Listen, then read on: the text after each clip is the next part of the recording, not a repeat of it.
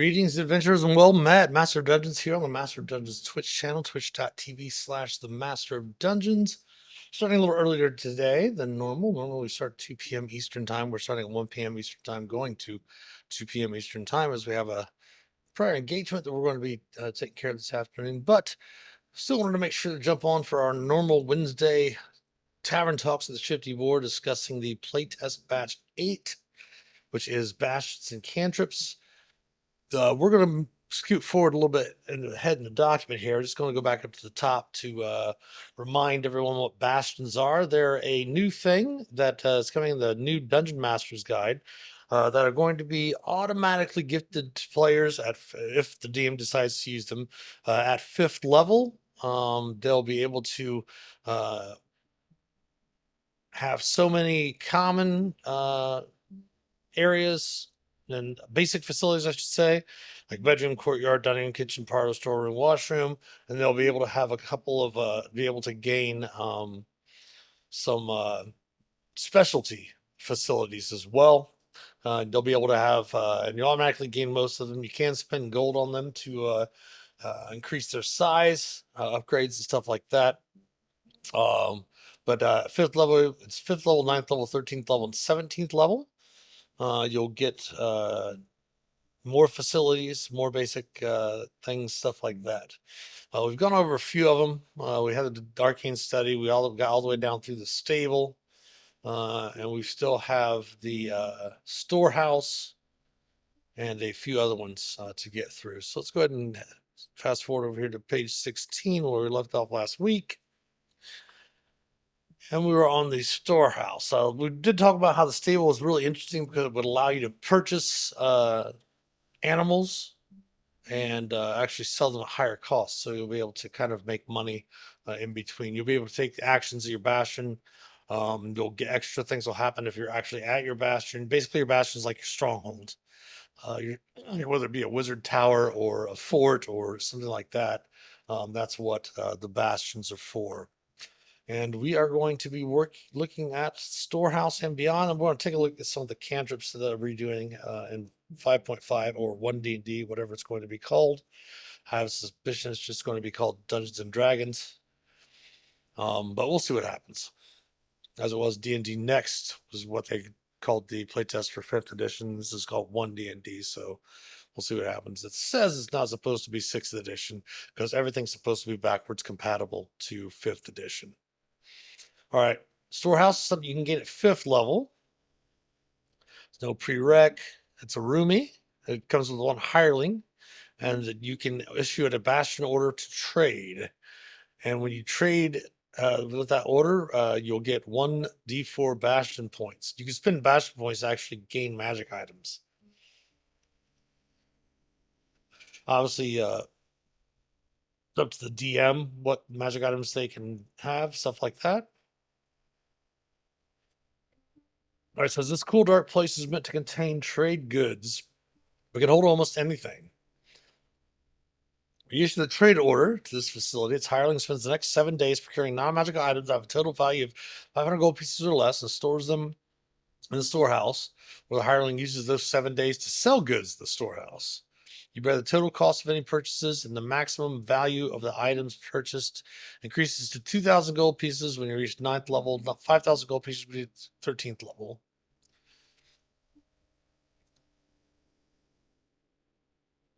Equipment chapter of the Player's Handbook has tables of common goods that can be bought. You sell goods from your storehouse, the buyer pays you 10% more than the standard price. So again, you're making a profit off of it. 20% increase at 9th level, 50% increase at 13th, and 100% increase when you reach 17th level. So basically, you can broker and trade goods and make money off of them for your character. So basically, at 17th level, you can spend 5,000 gold for your hireling to go out and buy 5,000 gold pieces worth of stuff. And then after those 7 days have passed, you can give your other trade bastion, because basically it takes a week for most of the bastion activities to actually go through.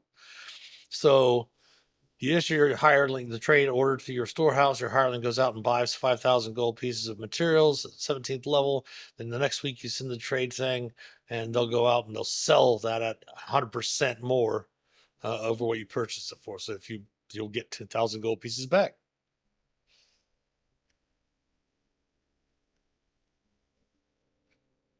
That's cool. Some of them are not as attractive as others, so I'll have to definitely change some of that. Because obviously, this is playtest material. Um, if you want to playtest this material, you can get it at the Wizards Dungeons and Dragons website. You can get it at D&D Beyond. If you join our Master Dungeons community Discord server down below in the About Us section, click on the Discord panel. You'll be able to access all of this as well, as long as you select the D&D news role, because it's got D&D news, Adventures League rules, news, and all of our documentations up there in PDF form. But you can download the PDFs and use the 2014, the normal 5th edition Player's Handbook, and replace any rules in there that happen to be in the playtest documents. So at level 9, you can get a Bastion facility. So that specialty would be, it's not specialty, it's just as prerequisite none. A teleportation circle. I'm assuming that would be a special facility, yeah. You can recruit, issue the Bastion order recruit for a die 6 blood point, or blood points, Bastion points. So I believe it's to level 5, it's die 4, die 6, die 8, and die 10 are the tiers.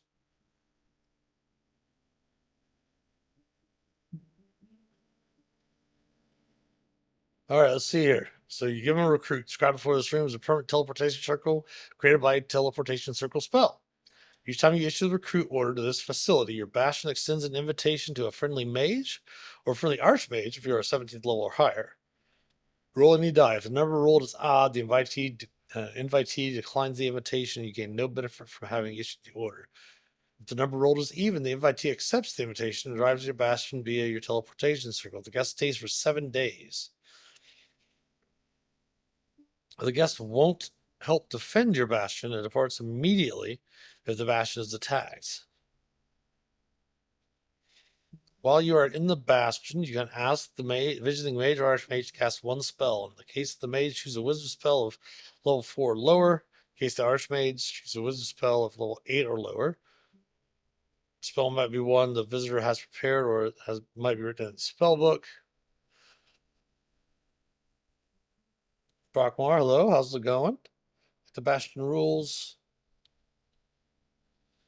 Yeah, my stream last week, I was kind of torn on it, and I'm kind of warming up to them a little bit. Like I said earlier in the stream, it'd be really, really nice if they would balance them out. Obviously, it is playtest material, and that's what the playtesting's for, is to balance, because there's going to be a lot of bastions that I don't think any player is going to take, just because they don't really give you any sort of benefit like some of the other ones do. And the other thing is that a lot of this stuff is what DMs and players do as part of their campaigns, is for their house rules and stuff. Has a spell book, and then so they cast a spell, so they can cast, like, I guess, so you could use these to cast, like, there's so many certain spells that you cast so many times, um, at a certain spot or whatever. I don't know, this would seem better if it were, like, for example, there's certain spells you cast the same spot every day for a year, and it becomes permanent. Um, Maybe alternate when you're high level at 17th or higher, something like that, to where like a fighter could get something like that on his bastion or near his bastion without having to, I don't know, without being a spellcaster. Theater, level 9 bastion facility for hirelings. Stage, backstage area, props and sets are kept, and seating area for a small audience. And this has the Empower order.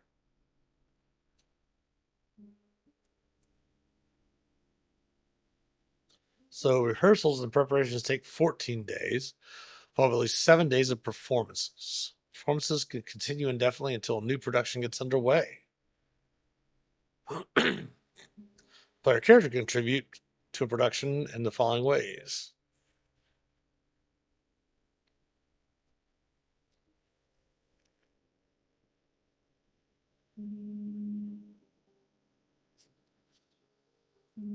Right. Be the conductor, director, or performer.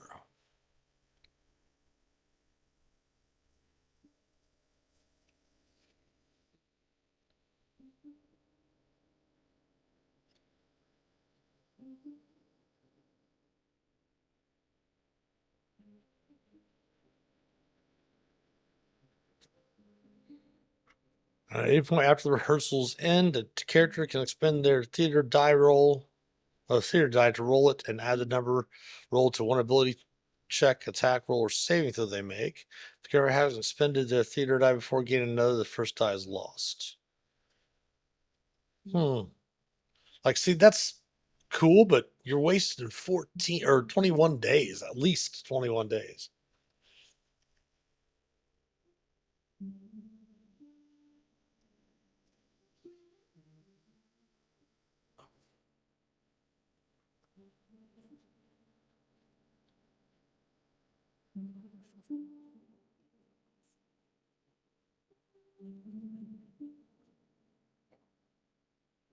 I'm hoping the next playtest batch has rules for henchmen and stuff like that. That was the cool thing about first and second edition, being able to hire henchmen and stuff. Obviously, in Baldur's Gate, you have withers at your camp that allows you to pick up henchmen and things like that. All right, training area, level 9 Bastion facility. Expertise in a skill, fighting style, feature, or unarmored defense. So basically, Bard, Rogue, all the warrior classes like Fighter, Ranger, etc., and Monk.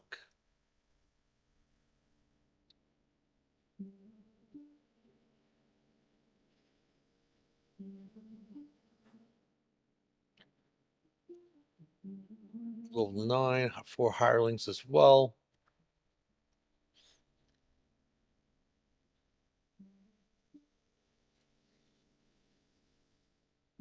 Can have more than one training area. Open courtyard, gym, music or dance hall, gauntlet.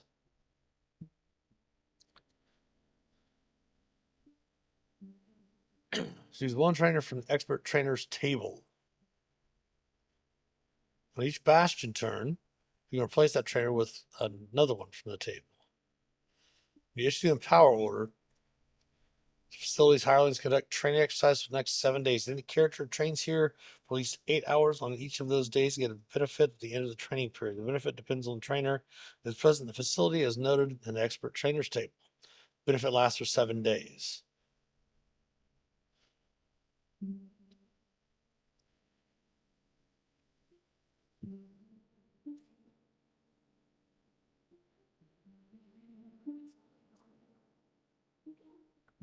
Battle expert for the next 7 days, once per turn, when you take damage from an attack made with an unarmed strike or a weapon, you can reduce this damage by 1d4, provided you don't have the incapacitated condition.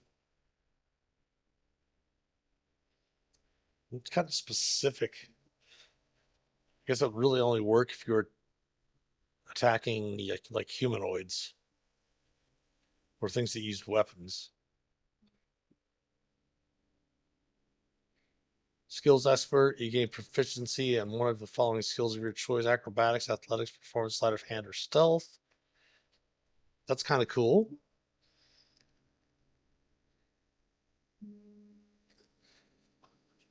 I don't see anyone really taking tools expert. You gain proficiency with one musical instrument or tool of your choice.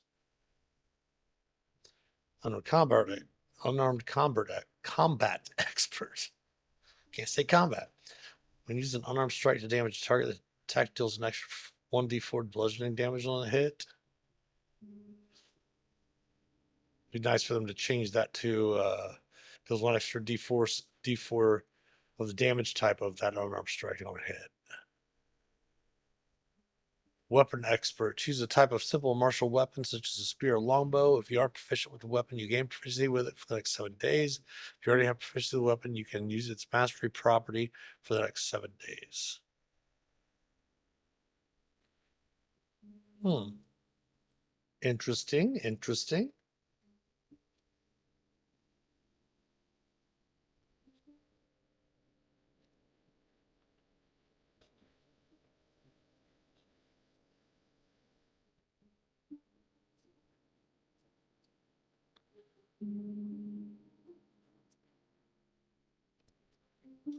Trophy room.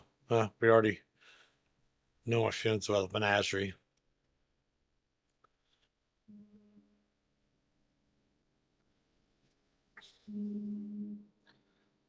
And the trophy room has a research order.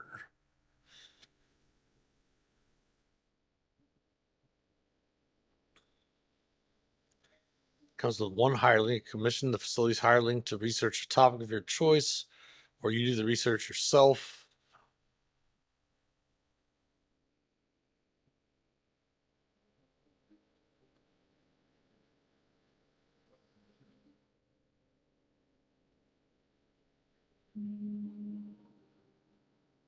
Get a trinket trophy.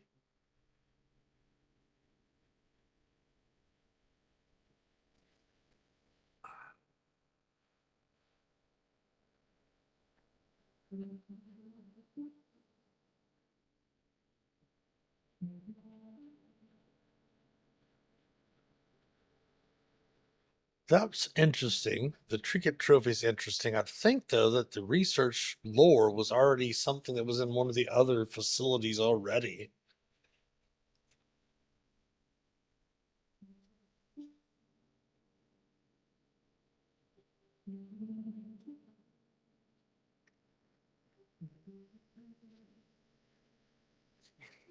War room.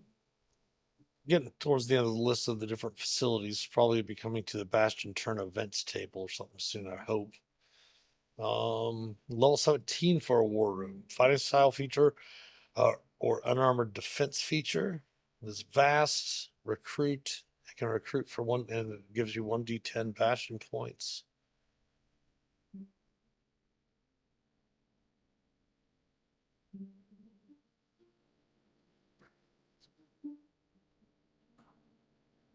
Start with 2 lieutenants, but can add more described below. If your bastion lacks facilities to house your lieutenants, they secure accommodations in the inn or settlement closest to your bastion. Lieutenants don't count as bastion defenders, but if your bastion is attacked, each lieutenant housed in your bastion reduces by 1 the number of dice you roll to determine how many bastion defenders are lost in the attack. Ooh, that's nice. So you can set up 2 barracks, have with where your defenders stay, and you have the other set of barracks. It's where your lieutenants stay, which will reduce the number of your defenders that you lose. You issue the recruit order. This facility choose one of the following options: recruit lieutenants. You have up to 10 lieutenants at a time. Holy mackerel! Recruit soldiers. Commission 1 or more lieutenants to a simple small army. Each lieutenant can muster 100 guards in 7 days to fight for your cause. Reduce that number to 20 guards if you want them to be mounted on riding horses. Cost you 1 gold piece per day to feed each guard and each horse in your army. Where the army goes, it must be led by you or at least one of your lieutenants, or disbands immediately. The army also disbands if it goes 1 day without being fed. Otherwise, the army remains until it is destroyed, until you command it to disband. Ooh, that's pretty cool. Sorry, a little stiff. Workshop. Just have to have expertise and a skill. They can craft with 2 hirelings.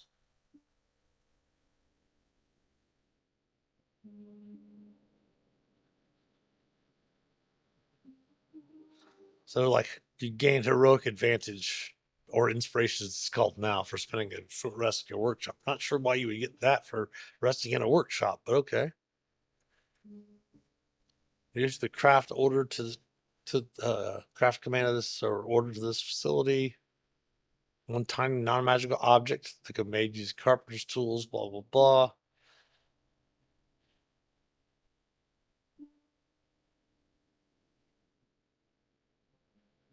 Work takes 7 days and it costs you nothing unless the item is worth 10 gold pieces or more, in which case you pay half the item's cost.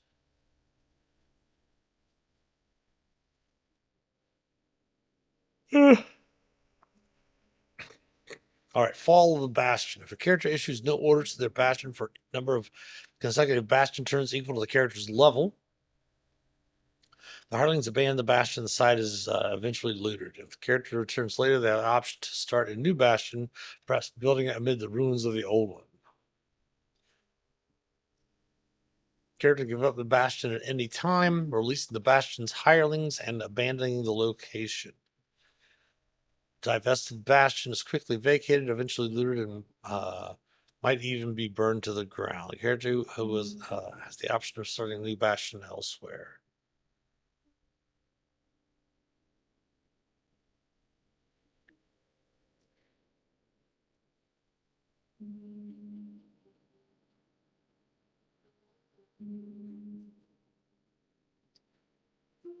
All right, bastion events. The end of the bastion turn, which character issues the maintain order to their bastion. The DM rolls once on the bastion events table. So it's only rolls if you issue the maintain, like the maintenance order.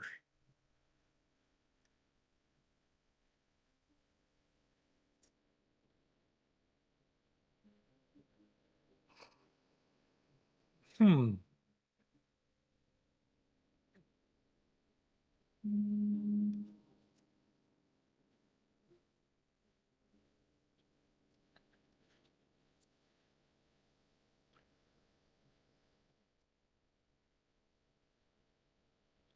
Attack, lost hirelings, refugees, friendly visitors, request for aid, honored guests, extraordinary opportunity, criminal hireling, and magical discovery. An attack. Only on a 10, it looks like. Hostile force attacks your bastion, but is defeated.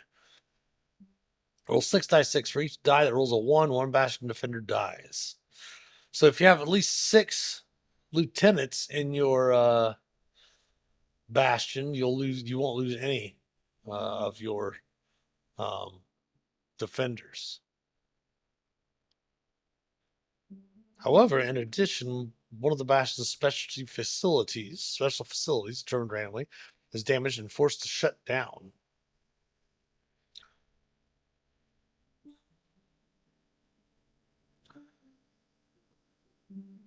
So if it has no defenders, no bastion defenders are left after the attack. A second special facility is also shut down.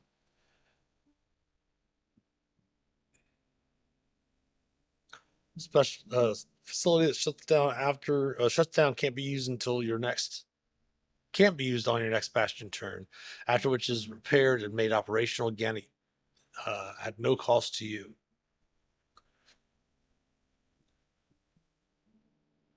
Special facility that is shut down generates no bastion points when you issue the maintain order. Huh. Criminal hireling. One of your bastion's hireling has a criminal past that comes to light when officials or bounty hunters visit your bastion with a warrant for the hireling's arrest. You can retain the hireling by paying a bribe of a die 6 times 100 gold.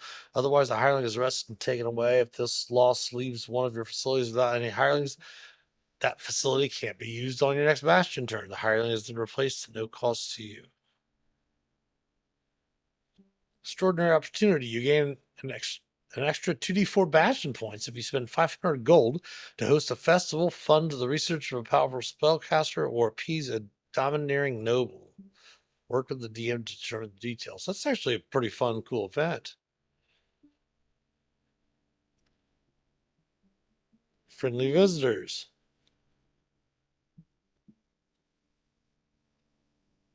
What I'd really like to see on these Bastion events is some way that the players can affect the role, the player character, whether it be like a charisma check or some sort of skill check that can, add or subtract or give the players an opportunity. Okay, a 15 was rolled. If you want to change it like up a couple spots or down a couple spots on the list would be nice. Something along those lines.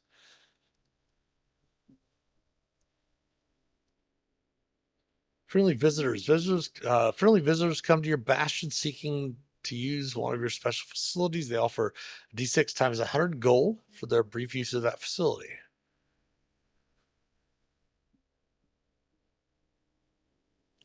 The use of the facility doesn't interrupt any orders you've issued to it. Nice.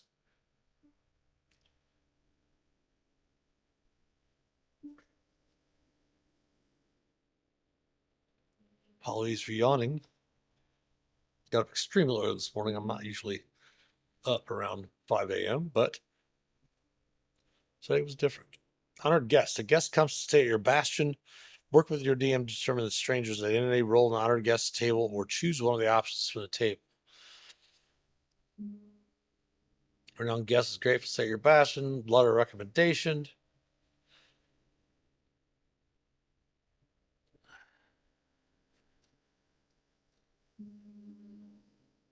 Die 6 times 100 gold for the second one.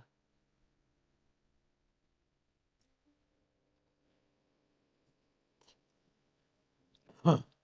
Guests are a group of friendly mercenaries giving you 4 additional bastion defenders. Ooh, that's cool. They don't require a facility to house them, and they stay until you send them away or they are killed.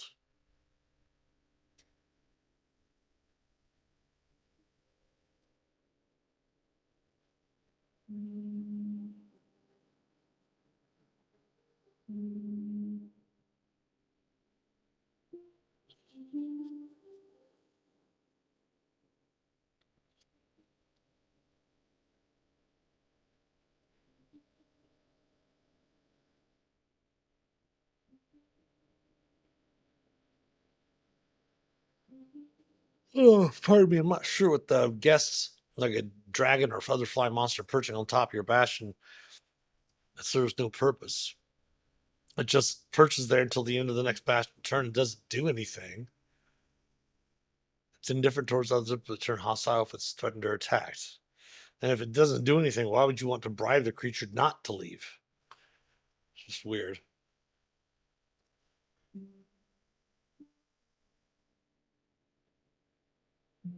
Lost hireling, magical discovery.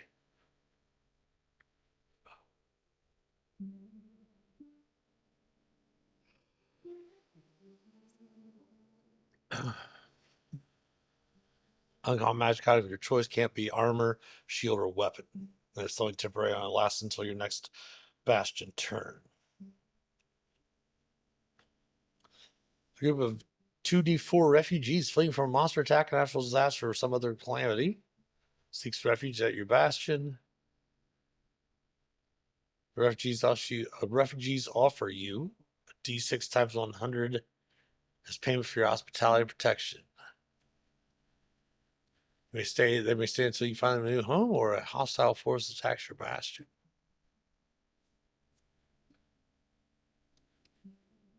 And a request for aid. Your bastion is called on to help a local leader. Perhaps it's a search on for missing persons or brigands plaguing the area. If you choose to help, you must dispatch 1 or more bastion defenders. Roll a die 6 for each bastion defender you send. These die rolls totals hit or higher the problem is solved, and you earn a reward of a die 6 times 100 gold. If you roll less than 10, problem is still solved, but the reward is had, and one of your bastion defenders is killed. Ooh. Well, interesting. That's the end of the bastions. As I mentioned last week, I was kind of iffy on them. Still, I've warmed up to them a little bit, but again, some of them are just really, really horrible and offer no mechanical thing, or hardly any mechanical return or any sort of gold return or anything for them. So they'll definitely have to be, some of them have to definitely be improved. All right, so looks like a few cantrips. Again, they stopped the divine, primal, and arcane spell list. So went back to class spell list, which is awesome.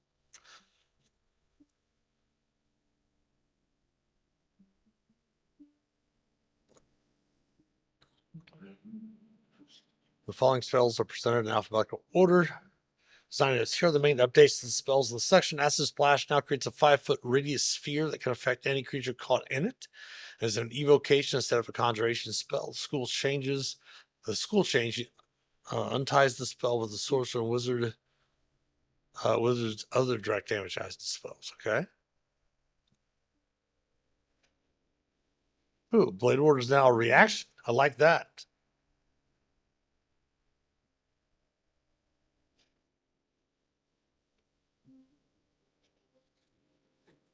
I don't like that right there. I do like that it made it touch, which is nice because it is called Chill Touch, so it should be a touch spell. Um, that deals die 10 damage rather than die 8. But then it says it no longer has a rarely used undead specific effect. I don't like the idea of taking that away from that. It's a rarely used effect, but if the instances where it is used, it's really, really effective, which is nice. Especially if you're going up against like whites that do strength drain, stuff like that.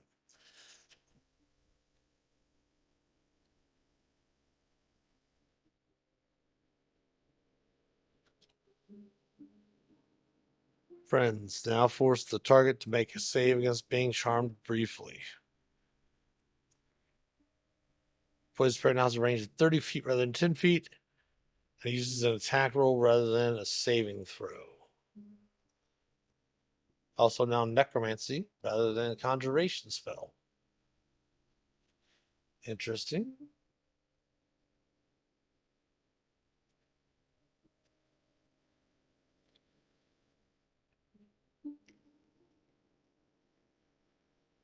I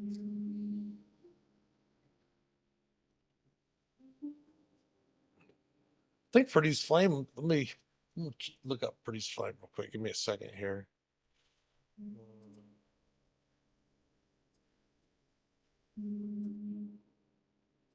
So I think Produce Flame is you cast it as an action as part of the same action throw the flame, which by making it a bonus action, it's going to screw up the action economy with like someone casting say they cast a Quicken Bless or they cast Shield of Faith or something like that. That's a bonus action.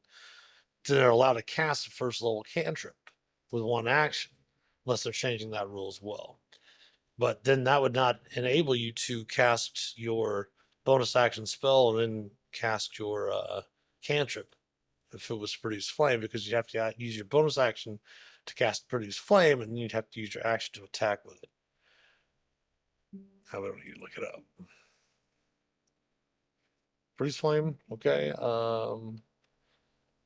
Slay that improves at higher levels.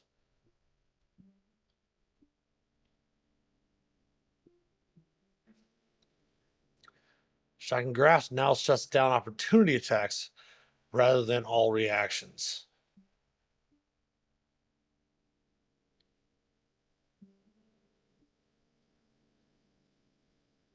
Huh, cool. And Spare the Dying is now a ranged rather than touch spell. So that's going to have to change because the fact that the whole cool thing about one of the Grave Cleric abilities is that you can use Spare the Dying at range. So they're going to have to go back. As they've mentioned multiple times, they want to try to streamline stuff, but that will probably Spare the Dying will probably change back to its normal touch because of the fact that the Grave Cleric, that's one of their special features, that they use Spare the Dying from a distance. True Strike is now an attack with a weapon that uses your spellcasting ability rather than strength or dex. I like that. I like that. All right. Let's go to the standard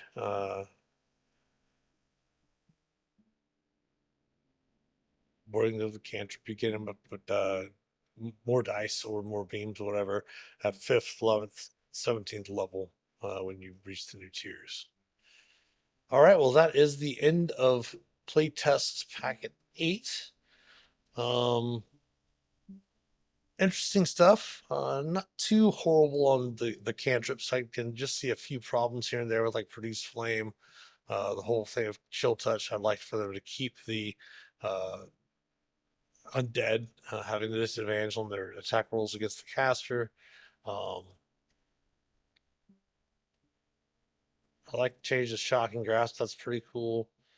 Spare the Dying will definitely need to be adjusted because it is using Spare the Dying at range is one of the really big abilities of the Grave Cleric. So very cool, very cool. All right, well, we did start earlier today, and we are going to end a little bit early since we're out of the playtest material. We are going to be having our standard dungeon delving streams tomorrow and Friday at 2 p.m. Eastern time.